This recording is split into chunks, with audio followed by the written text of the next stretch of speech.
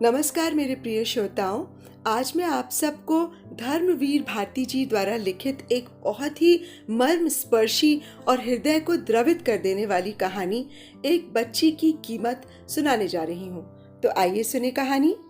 उन दिनों जब परिचित भूखमरे आपस में मिलते थे तो उनका साधारण कुशल प्रश्न हो गया था, तुम कब से भूखे हो? और इसीलिए जब उस मोड़ पर एक ही गांव की रहने वाली बिंदु और रामी मिली तो बिंदु ने फौरन पूछा, तुम कब से भूखी हो? रामी महज एक ठंडी सांस लेकर रह गई। बिंदु फिर बोली, उफ, तुम कितनी दुबली हो गई हो, और ये तुम्हारी बच्ची, ये तो महज कंगाल रह गई है। रामी ने अपनी धुंधली आंखें उठाकर पूछा, बिंदु, तुम्हारी बच्ची क्या मर गई? अब की बार बिंदु एक ठंडी सांस लेकर रह गई। क्यों, क्या रास्ते में ही मर गई? रामी ने प्रश्न दोहराया। मरी नहीं, अभी जिंदा है। मैंने उसे एक पंजाबी के हाथ बेच दिया। बिंदु ने सिर झुकाकर कहा और रूंधे गले से सिसकने लगी। बेच दिया? रामी चीख पड़ी। तो ये कहो हत्यारिन, अपनी बच्ची के हाड़ बेचकर पेट भर रही है। तेरी जुबान नहीं कट गई? तेरे हाथ नहीं टूट गए बेचते बखत? बिंदु ने दयनीय दृष्टि से रामी की ओर देखा और सिर झुकाकर चुपचाप चली गई। बिंदु चली गई, मगर उसकी बात रामी के मन को महसूस रही थी। उसने अपनी फूल सी बच्ची को कैसे बेचा होगा? राम राम, हत्यारों का काम है ये तो। 2 हफ्ते बाद रामी के 13 वक्त के फाके हो चुके थे। एक दिन सुबह रामी की आंख खुली। बदन में बेहद कमजोरी थी। सिर सूना सूना सा मालूम पड़ रहा था और मालूम होता था जैसे किसी ने आंतों पर जलते हुए अंगारे रख दिए हों। जाने कौन सी चीज नसों को इलास्टिक की तरह खींच रही थी। पलकों पर जैसे पहाड़ लदे थे और पुतलियां फिराने में मालूम होता था जैसे वो कोई भारी चट्टान हटा रही हो। उसने फौरन हाथ बढ़ाकर अपनी बच्ची को टटोला और गौर व स्नेह से उसे देखा। बच्ची ने आंखें खोली, कुछ कहने की कोशिश की, मगर कह न पाई और अजब तौर से मुंह खोलकर हाँफने लगी। रामी का दिल थर्रा गया। वो बहुत कोशिश करके उठी और पास के नल पर गई। टीन के डिब्बे में पानी भरने की कोशिश की, मगर उसकी उंगलियां इतनी शिथिल हो गई थीं कि उससे नल की टोंटी भी नहीं घूम पाई। उसने डब्बा नीचे रखकर दोनों हाथ लगाए, किंतु असफल रही। फिर गर्दन फेरकर चारों ओर देखा। सड़क सूनी थी। उसने टोंटी में मुंह लगाया और दांतों से खोलने की कोशिश की। एकाएक उसकी पसलियां थर्राईं और ढेर का ढेर खून मुंह से उछलकर डब्बे में गिर पड़ा। उसे मालूम दिया जैसे वो बेहोश हो रही है। एक हाथ से नल थामकर वो खंबे से टेक लगाकर खड़ी हो गई। कुछ मिनटों बाद उसको होश आया। उसने वो डब्बा उठाया और नल के सामने जमा हुए गड्ढे के मटमैले पानी में धोया। खून की वजह से वो लाल हो गया था। हिलोरों से पानी पर तैरते हुए सैकड़ों भुनगे और मच्छर हवा में भुनभुनाने लगे। रामी ने एक कोने से निथार कर पानी उस डिब्बे में भरा और बच्ची के पास गई। बच्ची चुपचाप थी। महज कभी कभी हाथ पांव छटपटा उठते थे। उसने थोड़ा सा पानी उसके सूखे हलक में डाल दिया। बच्ची ने आंखें खोली और सूनी सूनी निगाहों से माँ की ओर देखा।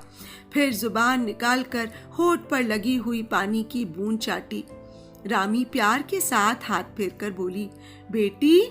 बेटी ने हाथ पटककर सूखे गले से कहा, भूख माँ, भूख। भूख पहले कहा, माँ बाद में। उफ, रामी ने मन ही मन में कहा, इससे तो ये पंजाबी के पास आराम से रहेगी। फिर जैसे किसी ने उसकी आत्मा को झकझोर कर कहा, तुम माँ हो हत्यारिनी। और वो अपनी बात पर अपने ही सहम गई। सामने का फाटक खुला और कुर्ते की बाहें समेटते हुए पंजाबी निकला। ढीले कुर्ते का छोर खंबे में लगा और जेब में रुपए खनक गए। रुपए की खनखनाहट रामी की पसलियों में गूंज गई और उसकी नसों में किसी सर्वग्राही ताकत ने गरज कर कहा, इससे तो ये पंजाबी के पास आराम से रहेगी। रामी उठी और पंजाबी की ओर चली, मगर उसके दिल की गर्मी पिघल कर फूट पड़ी। माँ, तुम अपनी फूल सी बच्ची बेचने जा रही हो? बेचने? रामी फिर लौट आई। बच्ची की पसलियां चल रही थीं और पैर जैसे ऐंठ से रहे थे। रामी की आत्मा को किसी ने मरोड़ कर कहा, खुदगरज, तुम माँ हो? अपनी एक छोटी सी ख्वाहिश पर अपनी बच्ची की जान ले रही हो? क्यों नहीं बेच देती? आराम से तो रहेगी, पास या दूर। उसका पेट जल रहा था। कुछ रुपए मिल जाएंगे, पेट में वो कुछ दाने डाल सकेगी, बच्ची को भर पेट खाना मिल सकेगा। वो पंजाबी के सामने जाकर खड़ी हो गई, बच्ची को गोद में लेकर। सेठ साहब, वो क्या कहे? उसने अभी तक मछलियां बेची थी, तरकारी बेची थी, धान बेचा था, अपनी संतानें तो कभी नहीं बेची थी। उसे नहीं मालूम था संतान बेचने के लिए ग्राहक कैसे पटाया जाता है। सेठ साहब, उसकी जुबान फिर रुक गई। क्या है? भीख? मुफ्त के पैसे मांगते शर्म नहीं आती? पंजाबी ने एक डकार लेकर कहा। भीख नहीं सेठ साहब, ये लड़की खरीदिएगा। उसके गले में आंसू अटक रहे थे। पंजाबी खड़ा हो गया। ये बच्ची, इसका मैं क्या करूंगा? ये तो घर ले जाते ही मर जाएगी। कोई बड़ी लड़की नहीं है, अंदाजन 15-16 बरस की। भूखी है साहब, दाना मुंह में जाते ही बोलने लगेगी। पंजाबी ने झुककर बच्ची को देखा।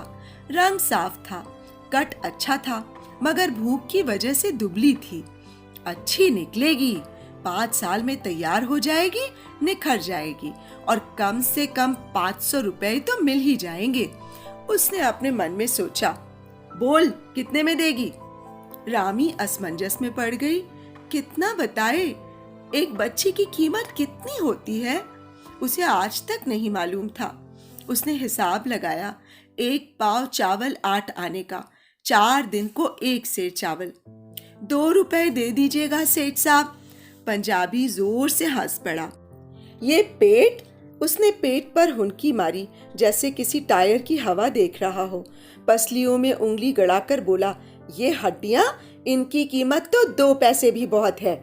2 पैसे? रामी चीख पड़ी। हाँ, 2 पैसे। और क्या कोई गाय बकरी बेच रही है कि रुपए लेगी? अच्छा, 8 आने लेगी? नहीं तो तेरी मर्जी, कहकर फाटक के अंदर जाने लगा। रामी ने कुछ सोचा और फिर आगे बढ़कर बच्ची को पंजाबी के हाथ में रख दिया। पंजाबी ने जेब में हाथ निकालकर एक अठन्नी निकाली और उसके सामने फेंक दी। रामी की हिम्मत न हुई कि उसे उठाए। उसकी नस नस कांप रही थी। उसने जल्दी से अठन्नी उठाई और भागी। उसके हाड़ जल रहे थे और वो जैसे बेहोशी में चल रही थी। सामने एक बनिए की दुकान थी।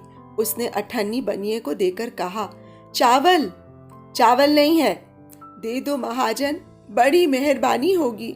बनिए ने चारों ओर शंकित निगाह से देखा। बोला, 2 रुपए सेर मिलेंगे।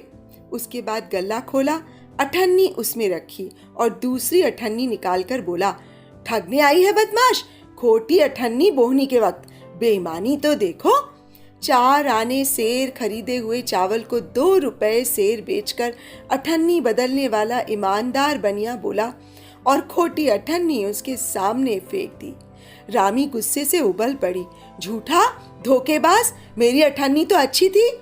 अच्छा, गाली देती है? चोरी ऊपर से सीना चोरी, इसी अधर्म से तो यह अकाल पड़ रहा है। बनिए का नौकर उठा और डांट कर बोला, उतर दुकान से, और धक्का दिया तो वो मुंह के बल सीढ़ियों से नीचे गिर पड़ी। नौकर ने खोटी अठन्नी उठाकर बनिए को दे दी और बोला, रख लो लाला, फिर किसी मौके पर काम आ जाएगी। तो अभी आप सुन रहे थे धर्मवीर भारती जी द्वारा लिखित ये कहानी, एक बच्चे की कीमत। तो देखा दोस्तों, किस तरह गरीबी का और मजबूरी का ये अमीर लोग फायदा उठाते हैं। इंसानियत तो जैसे मर गई है लगता है।